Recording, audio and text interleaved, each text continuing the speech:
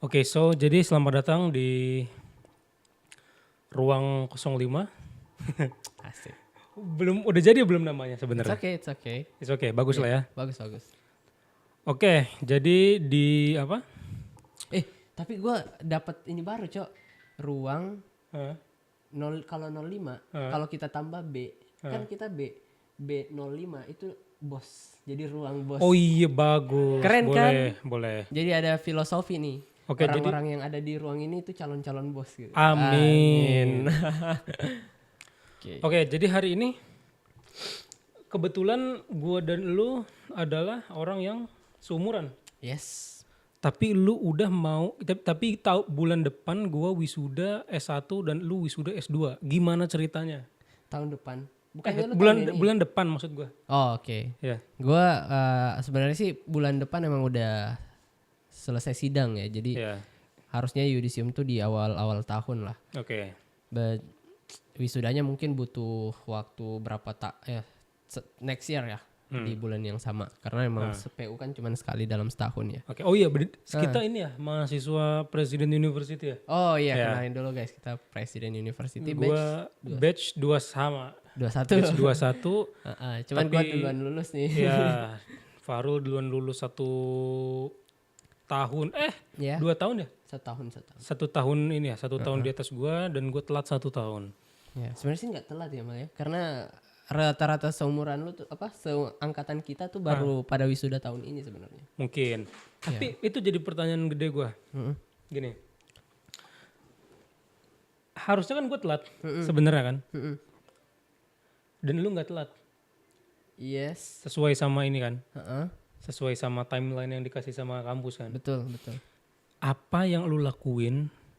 Gue tahu nih kan lu sambil kerja, sambil apa segala macem. Gue pun sama gitu loh. Waktu kuliah. Waktu kuliah. Nah menurut lo, kuliah sambil kerja worth it atau enggak? Worth it banget. Apalagi bagi perintis ya. Oke. Buat kita yang nggak ada backupan dana dari orang tua. Jadi mungkin for your information.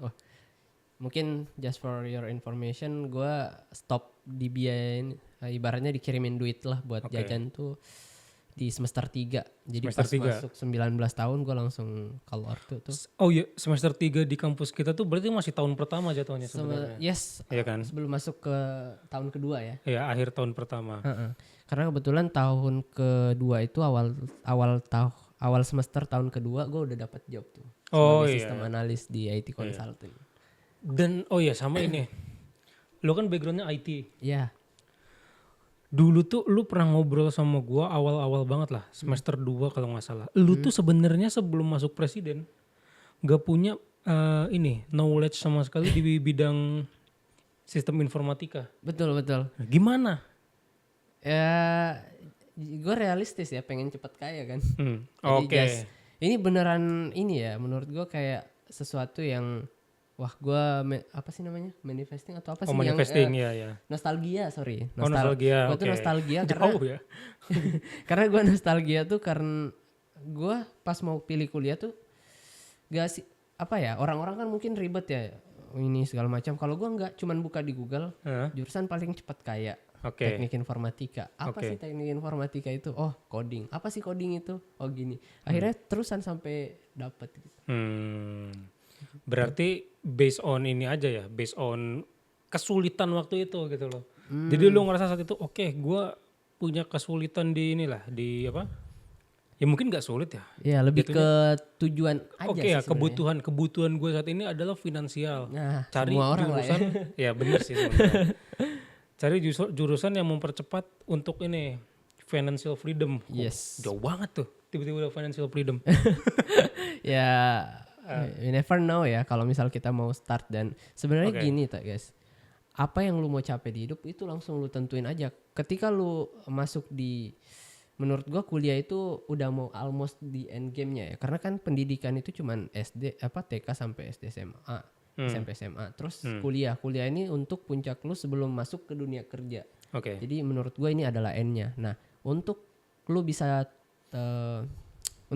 selesaiin hidup lu dengan baik gitu ya. Ya, lu harus tahu apa tujuan lu, dan begitu tujuan lu udah tentuin ya udah. Tapi balik lagi ke pertanyaan pertama tadi, worth it atau enggak kuliah sambil kerja? Heeh.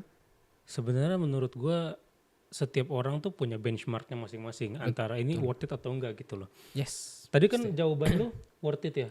Worth it banget. Sangat karena worth it perintis. kan? Heeh. Kalau lu? Nah, kalau gua karena gua melakukan hal itu juga, tapi di video ini deh. Di Oke. video ini gue coba ngasih jawaban yang oposisi. Asik. Oke. Menurut gua Gimana tuh? sebenarnya worth it dan tidak worth it di ini di apa ya? Di waktu yang bersamaan sih.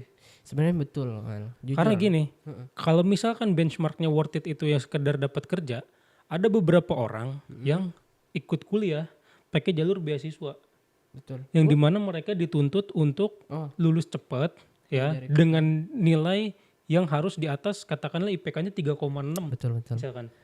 Yes. Itu kan gak boleh keganggu gitu. Betul. Ya sebenarnya tergantung orangnya bisa managing waktu yang benar atau enggak gitu loh. Ah, Tapi menurut gua I see.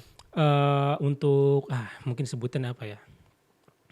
Di lingkungan kita lah. Di lingkungan kita tuh mungkin kalau misalkan orang udah fokus ke satu hal kayak misalkan oke fokus gue adalah lulus tepat waktu. Yeah. Ya udah nggak usah kerja dulu. Betul. Gitu loh, sebenarnya. Tapi kalau dibilang worth it atau enggak untuk sambil kerja, ya jawaban gue worth it karena gue melakukan hal yang serupa juga. Bahkan gue telat 1 tahun loh karena kerja gitu, karena kasihkan kerja sebenarnya. Berarti sebenarnya emang jawabannya ada worth it nggak worth it ya? Ada worth Malah it, ada worth it nggak worth it. Sebenarnya gue juga ada kayak gue pernah gini mal di ini sebelum kuliah ya, gue di SMA tuh, gue tuh benar-benar ngejar peringkat 1 bahkan 1 umum biar gue bisa dapetin beasiswa jalur undangan ya. Oke. Nah waktu gue SMA tuh ya mal, gue jujur ngejar peringkat 1 tuh sampai pokoknya gue kalau misal nggak peringkat 1 atau masuk 3 besar, gue mending ketinggalan kelas sampai segitunya. Sampai alhamdulillah ya, gue nggak pernah lepas dari peringkat 1. Nah, tapi karena gue sambil kerja, jadi gue tuh abis kuliah gue balik, gue di kelas 1 gue jadi OB di salah satu hotel teman gue. Terus yang kedua itu gue kalau waktu kelas 2 gue bikin bisnis. Ya pokoknya banyak lah jalur-jalur yang gue jadi kuliah sekolah sambil kerja gitu. Oke. Nah yang mana ini buat gua tuh jadi posisi kedua pada saat ranking umum. Saingan gua itu adalah peringkat 1 dari yang IPA A. Oke. Nah IPA 1. Sedangkan 1. gua IPA 2 kan. Iya. Nah tapi kalau misal dilihat dari ininya, gua pernah ikut olimpiade bareng dia dan gua dapet ranking gua dapat juara 1 sedangkan dia waktu itu enggak. Nah tapi beda ini sih, dia fisika gue matematika. Oke, pantesan Tapi gua itu bingung tingkat juga. nasional bareng-bareng dan menurut gue itu salah satu value plus gue gitu buat di sekolah tersebut. Tapi emang nilai dia tuh ternyata gini, ketika kita fokus kerja, dia emang benar-benar just sekolah gitu, just belajar. Nilai dia ternyata beneran bisa melampaui gue beberapa kali gitu. Iya, karena sebenarnya gini, gue pernah baca satu artikel, cuman ya mungkin ini ya kalian bisa ngecek juga ya, ini valid atau enggaknya, cuman sekedar namanya berita di internet gitu kan, kita harus filter juga mana yang benar atau yang enggak. Sebenarnya otak kita tuh nggak dirancang buat multitasking. Betul. Kita bisa ngelakuin multitasking karena itu dipaksa sebenarnya, tapi tidak dirancang untuk itu. Betul. Ngerti nggak? Jadi kayak sebutan mungkin gini lah. Kurang maksimal jatuhnya. Iya, jadi kayak misalkan kalian pakai MacBook nih, tapi pengen main game. Ditanya bisa main game atau enggak di MacBook, bisa sebenarnya, cuman gak semua game kan. Tapi apakah MacBook dibuat untuk main game? Enggak kan. Yes, betul. Untuk productivity ya mungkin intinya gitu ya, perumpamannya kurang lebih kayak gitu. I see. Makanya kalau orang yang waktu itu di timeline lu waktu SMA, SMA kan tadi ya? Yes, betul. Yang waktu itu gue ngerasa wah. Mungkin temen lu yang sambil kerja, lu yang sambil kerja dapat ininya dari kerjaan juga. Gue dapat cuan nih dari kerjaan apa segala macam. Jadi otak lu tuh kebagi 2 gitu loh. Nah, sedangkan temen lu yang ini ngerasa kayak just belajar. Belajar dan ngeliat mungkin yang kita nggak tahu ya kali temen lu ini mantau lu juga, Farul lagi kerja nih, jadi punya ini nih, punya kelemahan nih. Jadi dia hajar di situ ya. Gue belajar aja lah biar bisa ngalahin Fahrul. Ya mungkin itu sih guys, kenapa ya faktor ekonomi sih, karena dia udah berkecukupan, nggak perlu mikirin besok makan apa. Iya. Kalau gue even sebenarnya orang tua mungkin masih bisa ngirim, tapi gue tuh dari dulu pengen ngasilin sendiri gitu loh. Oke. Ya uang jajan gue sendiri, Iya. biaya makan dan lain-lain Iya. sendiri gitu. Tapi bener, maksudnya zaman masih SMA ya. Berarti kita SMA tuh tahun berapa sih? 2000 2017 ya. iya 17 18 gua lah. 2018 ya, gitu ya. Ya, dan gue emang udah nggak tinggal bareng ortu kan, udah langsung pindah provinsi waktu. Jadi udah merantau lah Oh ibaratnya, iya, pas iya. SMA. Oh yang lu juara ini ya, juara apa? Gue inget di postingan lu dulu yang lu megang piagam. Itu. Betul. Oh iya, berarti inget gue. Heeh. Iya. Tapi emang bener sih. Karena gini, untuk umur kita waktu itu, SMA yang zaman kita ya. Zaman kita kayak yang udah jauh banget. Enggak juga sih sebenarnya ya. Iya. Jadi gini, waktu itu tuh lu punya uang dari hasil keringat sendiri, itu pride tersendiri loh. Iya sih. Nah, itu benar. Iya kan, bener kan. Jadi seolah-olah gini kayak karena lingkungan lu tuh isinya orang anak-anak sekolah semua, anak-anak belajar lah istilahnya kayak. Ya udah kegiatan mereka dalam sehari ini, dalam hari itu cuma belajar gitu loh. Betul. Sedangkan lu di hari itu bisa ngasilin duit. Lu tuh ngerasa kayak anjing sebenarnya kita nih satu langkah di atas mereka gitu. Betul. Tapi gue nggak kepikiran gitu. Waktu itu gue mindsetnya yang penting gue dapat duit makan untuk ya biaya hidup sama kadang ngirim ke ortu. Karena Oke. kita sebagai anak petani, penghasilan orang tua tuh ketika panen cuy. Jadi kalau nggak panen ya Oh iya benar-benar. itulah. Tapi setuju nggak waktu zaman SMA dapat penghasilan sendiri tuh kayak anjir ini Yang one step better Iya from gitu loh, another. Iya pastilah. jadi uang pertama gua dari ini ya, dari istilahnya Kerja. ya mungkin bisa dibilang kerja, bisa dibilang freelance kali. Oh iya, maksudnya your Iya. effort lah ya, Iya. dapetin duitnya. Jadi waktu itu tuh SMA temen gue tuh ini buka satu usaha clothing. Hah? Kayak iya kayak streetwear waktu itu lagi rame lah. Streetwear yang belakangnya ada gambar-gambar apa? I see. Tulisan-tulisan Jepang, terus ada apa? Gambar-gambar dewa-dewa Yunani diapain lah gitu. Dulu gua itu ngedesain untuk baju mereka di belakang. Gue lupa nama brandnya apa. Pokoknya nama brandnya itu tuh kayak ada nama-nama kota di Yunani dulu gitu loh. Zaman ancient Greek. Pokoknya salah satu nama dari itulah. Oke. Nah, gue bikin desain satu hari. Gue inget banget itu warnanya tuh ungu. Biru atau ungu ya. Hah? Antara biru atau ungu. Terus gue jual satu desain itu 50.000. Wih, itu lu bikin pakai apa tuh desainnya? Pakai Adobe Illustrator waktu itu. Berarti lu SMA udah bisa ya desain-desain gitu ya? Iya, otodidak sih sebenarnya. Berarti that's why kenapa lu pilih DKV? Benar ya, karena gue pilih Ini keren guys, karena udah ada basic berarti. Tapi basic gue bukan, tapi alasan utama gue masuk DKV itu bukan itu. Oke, karena Lu tau komik Juki nggak, si Juki? Juki enggak? Nah jadi si Juki itu tuh komik yang zaman 2000 berapa ya, 2014 atau 2015 gitu, itu tuh sempet trending komiknya. Itu tuh kayak ngajarin kehidupan anak-anak kosan lah. Oh, Nah, I see. si karakter Juki ini itu mahasiswa DKV. Nah di situ gue tuh mikir, anjir kok menjalani kehidupan seperti Juki asik gitu. Oh, oke. Dan gue pengen satu hari tuh pengen bisa gambar. Lanjut aja. Dan satu hari tuh gue pengen bisa gambar komik kayak yang Juki gitu, kayak Bang Faza kan yang bikin Faza Meong kan. Ternyata pas masuk DKV, sepertinya gambar bukan jalan ninja saya gitu lah. Oke. Ya akhirnya ya udahlah. Cuman balik lagi ke cerita yang tadi desain baju, itu satu desain gue jual 50.000. Kali? Nggak ada kali. Jadi gue ngedesain satu desain 50.000 tuh dibayar mati. Buat mereka produksi berapa baju pun ya terserah gitu loh. Oh gitu, jadi cuman anjir. Makanya gue belum, kan namanya waktu itu yang penting dapat duit kan. Iya sih. Masalah konsep kerjasama apa nggak ngerti, yang penting sih dapat. Waktu SMA megang 50.000 tuh gede banget. Sedangkan mereka bisa produksi own kontennya gitu ya. Iya kayak misalkan gini, mereka jual satu baju 120.000 misalkan. Dengan modal 80.000 udah sama packaging misalkan. Ya berarti kan mereka dapat margin berapa tuh? 40 ya? Ya sekitar 40 40 ribuan. Ya udah 40.000 itu bersih buat mereka dan dia cuma sekali beli desain ke gue 50.000 gitu. Ya waktu itu sih kayak ya udah yang penting gue dapet gitu duit ya. gitu, masalah mereka urusan mereka, bisnis mereka gitu. Masalah gue dapet persenan bodo amat lah, nggak usah sih. Ya, Cuman sayang sih ya. iya, cuman dari situ tuh ngerasa kayak anjir, nyari duit tuh waktu masa-masa itu tuh kayaknya gimana ya, kayak Oke. ngerasa unggul aja gitu. Iya, iya. Padahal nggak juga, ranking mah ranking tetap ranking terakhir. Ya, iya, iya. Tapi itu apa ya? Menurut gue sesuatu yang di itu kelas berapa? Kelas 2 SMA. Kelas 2. Kelas 2 SMA. Nah, di kelas 2 SMA itu gue penghasilan sebulan 3 juta. Anjir, kok bisa? Ngajar. Jadi karena gue udah jadi peringkat itu juara 1 Olimpiade kan. Gue udah punya branding di kalangan masyarakat di sana. Gue tuh open English Mathematics private. Oke. Jadi kita gue ada teman jago English, gue ajakin partneran yuk ngajar gitu. Tapi kita ke rumah privat. Nah, gue sampai bikin kartu nama, bikin brosur, gue tawarin nih 1 kali sebulan itu pertemuan 3 kali seminggu. Oke. Dia bayar 1,5 juta Per bulan.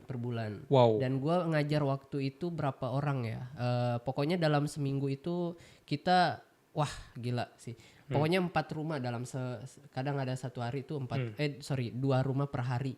Jadi gue balik sekolah kan jam 4, gue lanjut ngajar tuh. Jadi gue cuman makan sholat asar terus jalan lagi ngajar sampai maghrib. Habis sholat maghrib gue lanjut lagi ngajar ke rumah kedua gitu. Dari jam 7 sampai jam 8. Nah baru tuh gue balik jam 9. Anjir, itu setiap hari tuh. Iya tuh berat sih untuk pelajar Indonesia ya. Ya menurut gue itu sebenarnya sesuatu yang keren. Gue nyadar sekarang nih. Gini, itu keren kalau lu ceritain sekarang. Tapi pada waktu itu enggak kan, rasanya kan kayak anjir gue capek banget. Capek banget. Gue ya jujur ya balik sekolah nih. Gue kan rumah jauh tuh dari ini sekolah. Jadi gue balik, teman gue tuh balik ke rumahnya makan, gue balik pergi ke tempat nongkrongan yang beli gorengan gitu. Gue beli gorengan 5 terus gue makan kue. Bukan gorengan, sorry, kue. Iya. Gue makan. Gue tuh kayak mau nangis anjir lihat orang pada balik langsung main bola, nongkrong main PS, apa segala macam. Gue kayak anjing hidup gue keras banget ya. Sambil makan kue di pinggir jalan mah gitu. Anjing lah. Tapi lu ngiri lihat orang-orang yang main bola. Itu yang saya lakukan waktu itu. Oh iya? Iya, karena jujur gue zaman di SMA itu beneran gimana ya sebutannya ya. Jadi waktu gue SMP itu tuh gue ranking gak pernah keluar dari 10 besar ya. Oh oke. Mungkin SMA? dari SMP. Oh, iya. Dari 32 siswa kalau nggak salah. Antara 32 tuh antara 26 atau nggak 32 gitu gue lupa. Pokoknya antara 26 katakanlah 32 lah, 32 siswa. Gue tuh nggak pernah keluar dari ranking 10. Bahkan ranking di atas 6 aja itu gue kayaknya cuma sekali deh. Gue tuh selalu ranking 4, ranking 6, ranking 4, 6. Kadang tertinggi juga gue pernah ranking 2 gitu kan. Oke. Tapi pas masuk SMA, gue tuh kayak ketertarikan buat belajar di bidang akademik kali sebutannya ya. Oh, bidang akademik. Ya kayak di matematika atau itu IPA SMP. tuh. Di SMP gue bagus. Di SMA gue tuh nggak ada ketertarikan buat itu. Oh, karena mungkin udah lu ngerasa di SMP udah nih waktunya selesai. Gue nggak ngerti. Kayaknya gini deh. Pertama kali ujian waktu gue masih kelas 1 SMA itu hasilnya jelek banget. Gue kayak ranking kedua atau ketiga dari terakhir. I see. Jadi gue SMA tuh beneran kayak udahlah gue main futsal aja lah gitu loh. Gue lebih tertarik buat memperdalam di sepak bola waktu itu, sport lah ya. Sepak bola, futsal tuh. Berarti yang dulunya akademik sekarang beralih ke non akademik. Iya benar. Sampai akhirnya di di kelas 11 ya, kelas 2 SMA tuh berarti kelas 11 ya. Di kelas 11 tuh ada jadi kakak-kakak kelas yang alumni datang ke sekolah itu buat promosiin kampus mereka. Lu ada kegiatan gitu nggak? Ada. Ada kan? Nah, jadi di waktu itu ada beberapa kakak kelas yang kakak-kakak alumni yang datang buat promosiin kampus mereka. Nah, gue ngobrol kan kayak, "Kak, kuliah di mana?" "Oh, aku di ini di UGM, oh aku di ini di IPB atau di mana gitu." Ada beberapa yang swasta juga kan. Yes. Nah, ini gue lupa nih nama kakaknya tuh siapa ya. Pokoknya perempuan lah. Dia masuk cantik atau gue lupa lagi. Ya cantik mungkin ya pada saat itu. Oh, oke. Katakanlah cantik lah. Hmm. Dia ngomong, iya aku jurusan DKV gini. Nah gue kan bingung. Hah DKV? Oh gue jadi inget si Juki itu. Oh, Jadi, akhirnya, oh ya udahlah gue kayaknya di kafe nih. tertarik buat ini deh memperdalam bidang yang seni gitu. Asik. Yang nyeni anaknya. Ya udah mulai dari situ tuh gue kayak aduh gue bodo amat lah kayak akademik atau apa segala macam tuh kayak ya sebenarnya beberapa dijaga lah sebenarnya. Jadi beberapa mata pelajaran yang gue masih pede kalau gue bisa dapat nilai aman, gue pertahanin. I see. Tapi beberapa pelajaran yang menurut gue wah ini otak gue udah nggak nyampe di sini. Katakanlah fisika lah. Yes. Fisika kimia tuh kan waduh. Itu gue udah nohop lah di situ lah. Cuman kalau kayak apa sains kayak IPA gitu ilmu pengetahuan alam gue masih bisa gue jaga lah. Terus beberapa pelajaran kayak matematika peminatan kan ada dua nggak? Wajib dan peminatan. Iya wajib dan peminatan. Nah, kalau di gue peminatan waktu itu sedikit lebih gampang lah daripada yang wajib kan. Oh iya, malah gue Kebalik gak sih? Balik. Iya berarti. Gue lebih suka yang wajib. Iya yang wajib lebih gampang ya. Iya pokoknya salah satu dari itulah. Dari matematika peminatan dan matematika wajib tuh salah satu gue jaga nilainya. Jaganya pun kayak misalkan KKM-nya misalkan 75 misalkan. Ya udah gue jaga di 76 nih. I see. Selalu mepet gitu. Tapi yang lain yang beneran udah nohok udah nggak usah lah. Nah di situ gue perdalemin tuh kayak, gue coba deh belajar ini gambar. I see. Terus gue belajar apa ngedit video pakai handphone lah gitu. Aplikasinya nge-crack lagi. Aduh, pokoknya suram. Ya udah akhirnya di situ gue pengen coba masuk ke DKV ya akhirnya itu apa tercapai lah. Gue masuk DKV akhirnya gitu di Presiden University ya guys. Kalau kita promoin nih jadi kayak.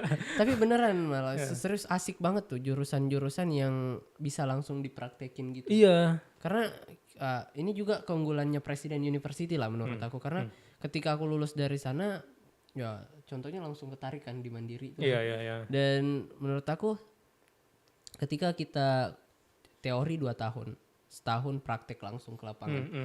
Itu yang bantu kita untuk bisa langsung explore ke dunia kerja. Iya benar. Iya kan? Jarang loh. Serius, gue udah beberapa kali masuk company, bahkan di company baru ya.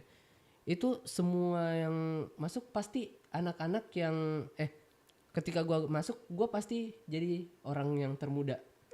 Sama lagi gue iya juga kan? gitu. Iya. Nah, dan gue udah beberapa kali survei ke teman-teman yang sesama jurusan lulusan IT, lulusan PU. Mereka juga ngerasain hal yang sama. Nah, makanya ya ini the bestnya PU lah, teman-teman yang nanti PU kita puji nih. Ya, mungkin bisa jadi sponsor kita di sini. Serhanda, tolonglah ser. Gitu. Bisa lah ser gitu. Tapi emang gue akuin ya. Jadi gini, gue pernah magang di beberapa tempat dan beberapa orang dengan jurusan yang sama gitu. Memang ini ya mungkin balik lagi ya. Pengaruh kampus mungkin beberapa puluh persen aja gitu. Sisanya kan dari kita kan. Iya, betul banget. Jadi setelah gue sadarin tuh sebenarnya gini. Ada beberapa anak yang memang pinter secara teori gitu loh. Kayak kampus mereka mengajarkan biar bisa gitu loh. Tapi tidak dipersiapkan gitu. Jadi gimana bahasanya kayak betul. Mereka dididik untuk bisa tapi tidak dididik untuk siap gitu. Betul. Ya kalau misalkan dibilang kayak kamu bisa nggak ngeliat ini? Bisa. Berapa lama? Nah. Iya betul. Gitu kan. Nah kalau kita yang udah terjun di industrinya kan pasti langsung tahu sekian. Gitu. Iya setidaknya di kepala kita udah ada estimasinya lah. Gitu. Nah that's perbedaannya antara yang langsung terjun ke industri dan enggak. Makanya disitulah salah satu ini yang tadi gue bilang di awal worth it-nya masuk worth it-nya kuliah sambil kerja ya mungkin di situ ya. Betul. Pertama mungkin dari kampus kita juga memberikan ruang untuk kita memang ada 1 tahun gitu untuk explore di dunia kerja. Nah untungnya lagi Mal, ketika di PU itu kan awal-awal tahun awal-awal kuliah kita nggak padat gitu. Anak-anak kuliah yang lain kan dari Senin sampai Jumat atau Sabtu bahkan ya. Sedangkan kita tuh kadang Senin ke Kamis. Kadang dari 4 hari itu kadang ada 1 matkul, ada 2 matkul. Paling banyak tuh 2 matkul. Nah di situ kita sebenarnya udah bisa explore banget sebenarnya kan. Iya, benar-benar. Makanya aku di 1 tahun pertama tuh explore hard skill. Jadi even aku nggak ada basic sama sekali, ngoding sama sekali kan, itu bisa. Oke. Jadi di kasusnya kita berarti nih gini, walaupun tadi di awal gue bilang di video ini gue bakal posisinya oposisi ya. Iya. Oposisi dari yang tadi lu bilang. Ujung-ujungnya Tetap memang worth it gitu iya loh. kan. Worth it dengan beberapa dengan beberapa catatan ya. Maksudnya dalam ya mungkin kalau misalnya otak kalian sanggup untuk membagi waktu ya sebenarnya worth it banget gitu loh. Betul. Kayak lu punya waktu 1 tahun untuk explore, terus tahun depan fokus skripsi. Terjun ke dunia profesional dulu. Kan tahun ketiga baru skripsi. Oh enggak, maksud gue yang fase kita dikasih waktu buat magang. Oh iya. Kan iya. fase kita dikasih waktu buat magang tuh kan 1 tahun sebelum skripsi kan berarti ya. Ya, ini pikiran gue nih mundur setahun lagi malah. Oh, karena lu udah mulai duluan. Nah itu yang lebih baik sebenarnya Mal. Jadi ketika lu bisa lebih duluan mulai, kenapa enggak gitu kan? Iya benar. Gue tuh ngebagi 3 step pada saat dunia perkuliahan. Dan ini menurut gue worth it banget teman-teman. Tahun pertama itu adalah perdalam hard skillnya. Oke. Apalagi khusus buat kalian yang belum tahu sama sekali terkait jurusan kalian tuh harus perdalam. Tapi cukup 1 skill Mat. Oke. Jadi 1 skill itu kayak gue web dev. Jadi gue fokus ke web dev. Tahun kedua lu mulai tuh freelance. Oh iya. Portofolio, cari company yang mau part timein lu. Iya benar. Dan apalagi kita IT kan yang digital bisa remote. Benar. Itu buat ngumpulin portofolio, relasi, latih soft skill, komunikasi, dunia kerja langsung. Gak usah masuk organisasi, serius. Gue gak rekomendasiin serius. Banyak, apalagi di kampus-kampus luar. Ini nanti gue diserang sama anak-anak organisasi nih. Tapi jujur untuk anak-anak organisasi itu bagus buat kalian yang mau memimpin negara silakan. Yang mau masuk ke pemerintahan silakan. Dan beberapa ini lain lah. Tapi kalau untuk kalian yang mau masuk ke industrinya kita ya ini realitanya gitu. Enggak, sebenarnya gini. Kalau misalkan di dunia profesional kan pasti ada beberapa posisi yang memang jatuhnya kayak team lead. Betul. Atau apa. Nah itu yang dibutuhin sih. Ya mungkin untuk anak-anak yang punya pengalaman di organisasi diposisikan untuk yang ini. Iya untuk di apa ya, kayak kamu di jabatannya di sini ya. Ya mungkin mereka nggak kaget gitu loh. Betul. Karena mereka udah punya pengalaman di ini ya dilatih lah leadershipnya di dunia organisasi kampus gitu kan. Iya. Kan semuanya memang ada. Iya. Cuman hal itu nggak berlaku ke semua orang. Iya betul. Ini sorry ya guys.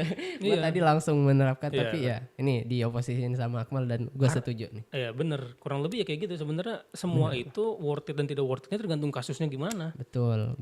Nah kalau di kasus gue kebetulan gue juga kalau gue gini, lu nggak ikut organisasi kampus, gue juga nggak ikut sebenarnya. Tapi setiap ada event, gue selalu daftar jadi apa komitinya lah. Iya, jadi kayak beberapa kali gue jadi IO atau gimana. Itu kan sebenarnya timeline untuk mempersiapkan acara kan, ya kurang lebih 4 bulan lah. Sama aja kayak ikut organisasi sebenarnya. Ya di situ sih menurut gue kepake lah ininya, skillnya, relasinya, skillnya juga apa. Betul.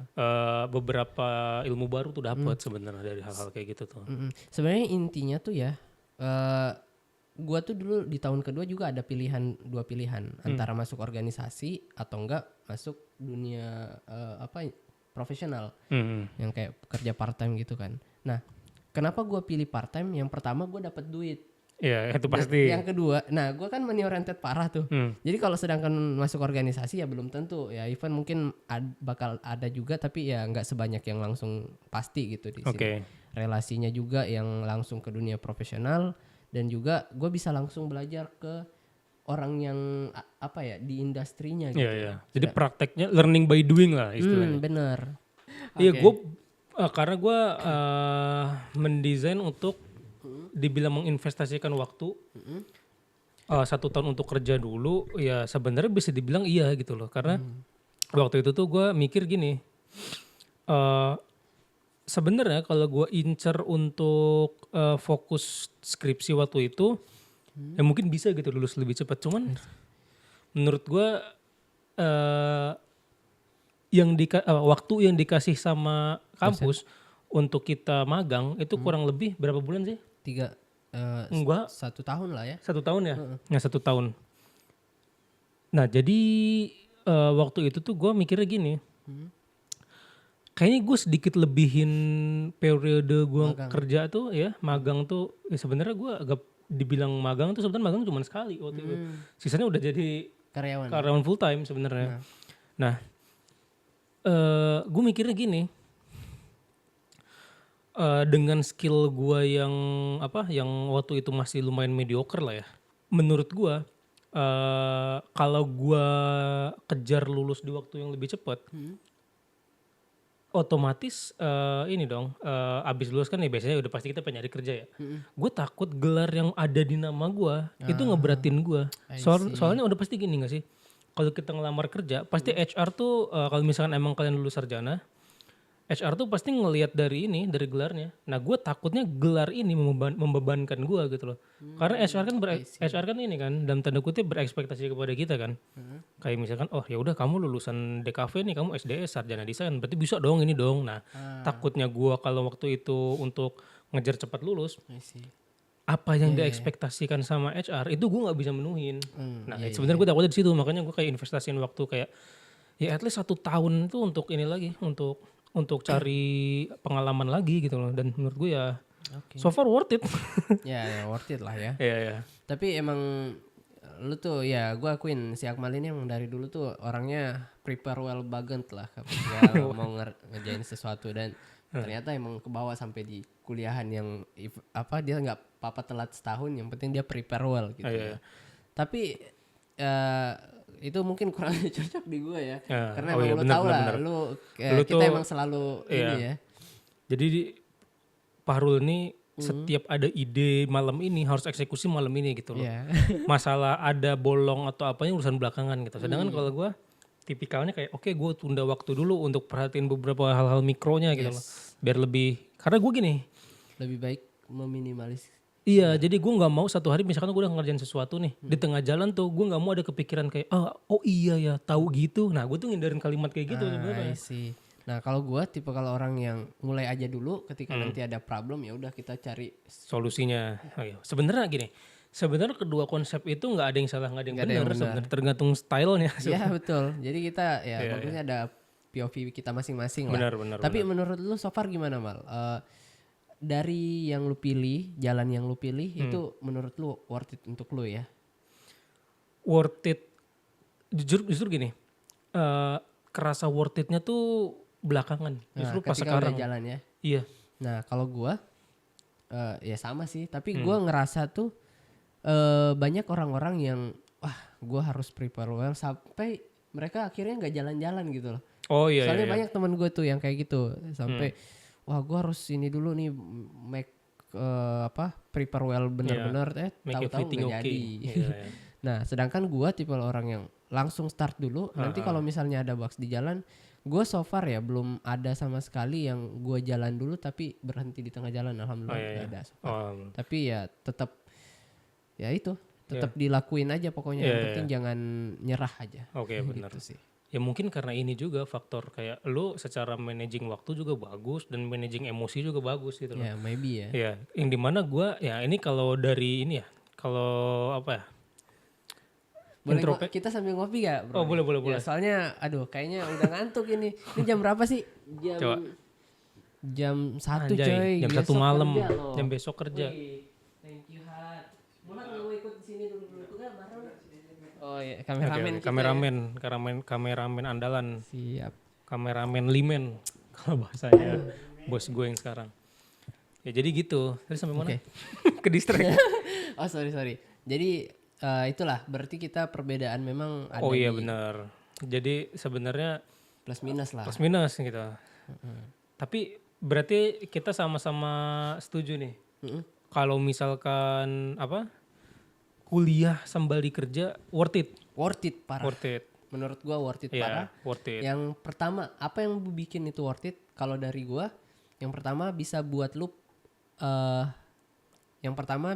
lu siap untuk hadapin dunia kerja yang akan datang. Terus yang kedua, ya untuk kita yang anak-anak perintis ya, bisa dapat biaya hidup dari sana. Iya, iya. Dan yang ketiga ya lu bakal dapat soft skillnya sih. Ya itu sama lah. Oke.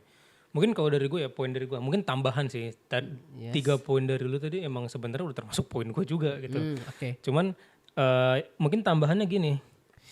Itu sorry, gue revisi 2 aja sih sebenarnya. Yang pertama prepare well kan udah include sama soft skill hard Oh skill iya lah di sana. benar udah Terus satu yang paket. kedua ini ya itu untuk dapat fee tambahan sebenarnya. Oh oke. Kalau dari gue sih gini ya. Networking yang dilakuin saat berada di organisasi kampus Beda. sama dunia kerja itu beda gitu loh. Literally beda banget sebenarnya. Makanya menurut gua keuntungannya untuk gua saat ini adalah bukan saat itu berarti ya. Karena sekarang gua udah harusnya udah lulus ya. Tapi kan manfaatnya lu dapat lah Iya. sekarang. Nah, jadi ya itu networkingnya tuh Bawa sampai sekarang. iya gila sih. Jadi kayak lu mahasiswa yang dalam tanda kutip tuh tadinya oke lu belajar dalam kelas ya. Tiba-tiba lu udah di luar gitu loh, di luar kampus lu yang dalam tanda kutip ini orang siapa kok pada kita nggak ada yang kenal gitu loh, kita istilahnya gini, culture shocknya ada gitu loh. Ada ya. Cuman lebih baik merasakan culture shock itu lebih dulu. Betul, lebih awal itu lebih baik. Lebih awal lebih bagus. Gue tuh memulai itu kenapa gue pertama kali masuk di semester 2 langsung kerja nih. Di tahun kedua gue kerja. Gue ingat banget tuh dikatain tolol sama atasan gue yang pertama tuh. Karena gue cuman nulis maaf apa ya gue bilang tuh. Intinya gue ngasih kata-kata yang paknya itu huruf P-nya huruf kecil. Oh itu mikro padahal tuh. Mikro banget sumpah. Iya. Dan after itu gue langsung dicat sama atasan. Rul, kamu belajar bahasa Indonesia gak katanya? Di sekolah. Iya pak, oh iya pak, itu pak P-nya huruf apa? Gue langsung edit tuh, chat gue langsung P gede. Next mohon diperbaiki ya Rul. Gila cuy itu alhamdulillah. Itu thank you so much kepada Pak Reynal, Pak Leo, siapa lupa namanya. Udah lama banget, tapi itu ilmu yang menurut gue sampai sekarang gue bisa terapin. Iya. Sama sih, gue juga malah gini. Berarti pada saat itu memang ini ya. Kita tidak begitu menguasai EYD dengan baik ya. Tidak menguasai cara penulisan menggunakan EYD yang baik. Sebenarnya bukan nggak menguasai malah. Itu jujur gue udah tahu. Cuman emang ya kita kan anak kuliah tuh. Iya. Perhatikan karena kita profesional itu benar-benar baru diterapin ya pas kita masuk terjun ke sana kan. Sebelumnya ya kita chatan sama temen ngakak WK gitu. Iya, awok-awok. Jadi ya itu. Aku kesyukuran lah bisa terjun lebih awal dan tahu itu lebih awal. Iya. Kalau gue pernah ada kayak gitu juga. Jadi dulu gue ngedit satu podcast agama. Ya. Podcast tentang apa? Ngebahas tentang agama Islam lah. Jadi editannya waktu itu setiap si narasumber atau si host ini mengeluarkan ayat-ayat, gue tuh harus menampilkan ayatnya dari surat apa dan artinya. Nah, ketika gue masukin artinya, ya itu memang kadang pakai ini gitu loh, pakai style kita chatan biasa. Gue gak terlalu perhatiin apa kapitalnya apa segala macam kan. Ya itu sebenarnya parah banget sih, kesalahan lumayan fatal. Sampai ada beberapa viewers tuh yang ini yang ngomong ini editornya siapa sih, tolong masalah penulisannya tolong diperbaiki. Dan itu dibaca sama anak kreatif gue waktu itu, divisi kreatif. Dan divisi kreatifnya tuh nyampein ke gue, Mal ini tolong diperbaikin yang gini. Tapi dengan cara sebelum dia ngomong gitu ke gue, dia ngirim satu video cara penulisan yang baik katanya. Anjir. Kayak wah kata gue ini kan sebenarnya oke, kalau mau negur secara langsung sebenarnya iya bisa gitu, cuman kan jadi double gitu loh. Gue sebenarnya dibilang kesinggung sih nggak terlalu kesinggung ya, karena tapi ada feelingnya, ada perasaan kayak aduh iya ya anjir gitu. Ada lah perasaan bersalah tuh ada gitu sebenarnya. Cuman hal-hal kayak gitu yang bikin kita apa ya, istilahnya jadi belajar gitu. Betul. Kedepannya kayak kita nggak bakal ngulangin atau gimana. Betul. Terkadang hal-hal yang teguran bersifat keras seperti itu bikin kita tok gitu, kayak nyantol sampai lama gitu. Iya, kerasa sampai sekarang. Soalnya gue pernah juga tuh, pokoknya di bos yang lama ini gue sering banget dapet yang kayak gitu. Gue pernah tanda tanya nih ya, tanda tanya 2. Itu gue baru tahu ternyata tanda tanya 2 ketika kita chat itu berarti kayak melawan gitu. Iya iya iya. Iya. Iya iya. Gue baru tahu pertama kali tuh. Waktu itu gue chat ke klien juga atau ke developer ya. Gue tanya tanda tanya 2. Gue langsung di call sama adalah beberapa bet ini banget gitu. Tapi itu sampai sekarang gue bisa komunikasi baik dengan klien, gue bisa dealing negosiasi itu dari bos itu. Oh mantep. Iya. Itu berarti emang kerasa. Betul. Itunya. Itu jujur ya, itu the best. Sampai kemarin gue bisa dealing 3 digit project tuh Gila. ya cuman karena relasi. Dan ini teman-teman, gue bisa dealing dapat 3 digit pertama gue di umur berapa? 22 ya. 22 berarti ya. Yes. Itu karena kuliah sambil kerja. Oh iya benar. Karena networkingnya. Iya. Pertama gue dapat hasilnya di yang tadi gue join langsung di pas tahun kedua. Tahun ketiga gue bisa dapat relasi-relasi yang lumayan. Jadilah. Tapi relasi yang ya sampai kita ada di posisi sekarang ini nih Bang, itu karena relasi gue di tahun kedua itu. Iya. Jujur. Iya. Ini sebenarnya unexpected sih kayak tiba-tiba anjir. Langsung banget nih. Iya, benar. Tapi emang oke mungkin next episode kita ngomongin masalah networking ya. Ya, boleh tuh. Next episode kita bakal bahas masalah lagi-lagi sebenarnya masih berkutik di dunia perkuliahan gitu loh. Karena umur-umur kita nih umur-umur orang-orang yang entah di semester akhir overthinking pada saat kuliah gitu. Iya, entah di semester akhir atau baru lulus sebenarnya. Ya mungkin kita topiknya untuk ke depan beberapa masih di ini ya, di ruang lingkup perkuliahan ya. Ruang lingkup kuliah dan kerja lah ya. Oke, mungkin Life after college, move to work lah. Iya. Mungkin next episode kita bakal bahas masalah apa? Oke, gue kasih 2 pilihan nih. Life after graduate. Life after graduate. Atau lebih baik skill grinding atau networking. Nah, kita pilih yang mana? Kasih opsi ke teman-teman Oke ya. lah, Nanti silakan komen dan boleh lah. Yang terbanyak nanti kita bakal up. Iya, tolong dibantu ini kita kreator kecil gitu. Iya, baru guys kita ya. baru. Tapi ini jujur ilmu-ilmu yang kita sharing ini real pengalaman dan kayaknya bakal ngebantu teman-teman juga untuk knowledge-nya. Ya, mudah-mudahan membantu lah. Dan semoga nanti secepatnya bisa mendapatkan real experience-nya langsung gitu di lapangan. Nanti next week next pembahasan gue juga next pembahasan kalau memang nanti bakal bahas soal life after graduation atau soal work ya. Mungkin gue bakal bahas gimana cara dapat 2 digit salary. Ya even baru ya nggak nyampe 2 tahun nggak nyampe setahun pengalaman kerja. Tapi karena apa? Karena networking relasi berada. Gitu. Yes, oke. Oke, sip lah kalau gitu sampai sini dulu di episode pertama. Sip, thank you so much Mal. Oke, gue juga terima kasih banyak sudah ini sharing. Tadi apa ya? See you in the belum. Kenapa namanya ini ruang B05? Sebenarnya kalau diomongin itu tuh bakal kedengeran alay gitu. Kayak apa sih lu kayak orang kayak boomer lo jokesnya beberapa huruf diganti angka gitu. Enggak, sebenarnya ruang apartemen kita ini beneran di ruang B05 gitu. Iya. Sebenarnya kan Akmal tadi ruang 005 ya mau ruang 05. Ruang 05 tadinya pengennya. Tapi karena gue bilang, Mal, kan kita di ini nanti bakal ketahuan sama orang, tapi kan dia nggak tahu apartemennya apa ya.